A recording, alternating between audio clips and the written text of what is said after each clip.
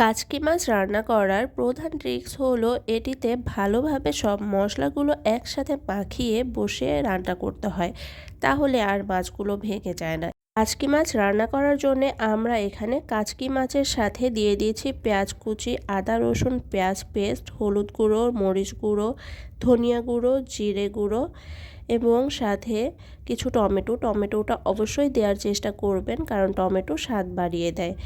এখন এখানে লবণ এবং সরিষার তেল দিয়ে একসাথে সব মশলাগুলো মেখে নেব এবং সামান্য কিছু পানি দিয়ে চুলায় বসিয়ে দেব। আপনাদের যদি তেজপাতার স্বাদ ভালো লেগে থাকে তাহলে এর সাথে দুটো তেজপাতাও দিয়ে দিতে পারেন। এখন আমরা মাছটিকে চুলায় বসিয়ে দিয়েছি। আর হিট মিডিয়াম রেখে আমরা সম্পূর্ণ মাছটি রান্না করব। মাছ রান্নার মাঝে চুলার হিট বাড়ানো বা কমানো যাবে না। কাচকি মাছ খুব নরম হয়ে থাকে, তাই রান্নার মাঝে কখনোই মাছ নাড়াচাড়াও করা যাবে না। যদি নাড়াচাড়া করতে যান তাহলে সব মাছ ভেঙে যাবে। আমরা পানিটা গরম হওয়া পর্যন্ত অপেক্ষা করে এরপরে এখানে একটি ঢাকনা দিয়ে দিচ্ছি এবং মাছটি 5 মিনিট পর্যন্ত ঢেকে দিয়ে রান্না করে থাকব। আমরা শুধু একবারই ঢাকনা দিয়েছি, শুধুমাত্র পুরো মাছটা যাতে একসাথে সুন্দরভাবে সিদ্ধ হয় এর জন্যে। একবার 5 মিনিট পর্যন্ত ঢেকে দিয়ে রান্না করার পরে আমরা শুধুমাত্র পানিটি শুকিয়ে যাওয়া পর্যন্ত অপেক্ষা করব। পানিটা প্রায় শুকিয়ে আসলে আমরা এর মধ্যে কিছু ধনিয়া পাতা দিয়ে মাছটি নামিয়ে নেব।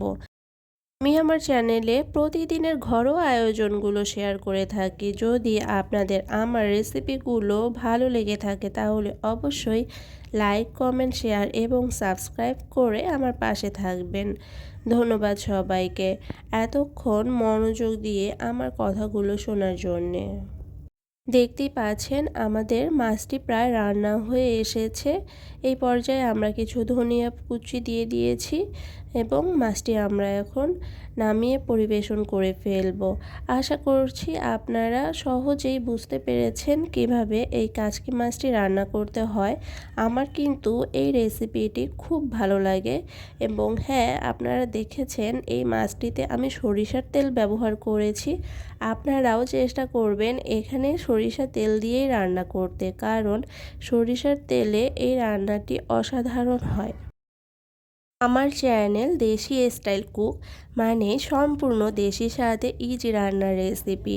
আমি সবসময় চেষ্টা করি আপনাদের জন্য ঘরোয়া আয়োজনগুলো ইজিভাবে উপস্থাপন করতে এবং আশা করছি ভবিষ্যতে আমি আরও সুন্দর সুন্দর রেসিপি আপনাদেরকে উপহার দিব, যেগুলো আপনাদের প্রতিদিনের কাজকে সহজ এবং সুন্দর করে দিতে পারে। ধন্যবাদ সবাইকে এতক্ষণ আমার পাশে থাকার জন্যে।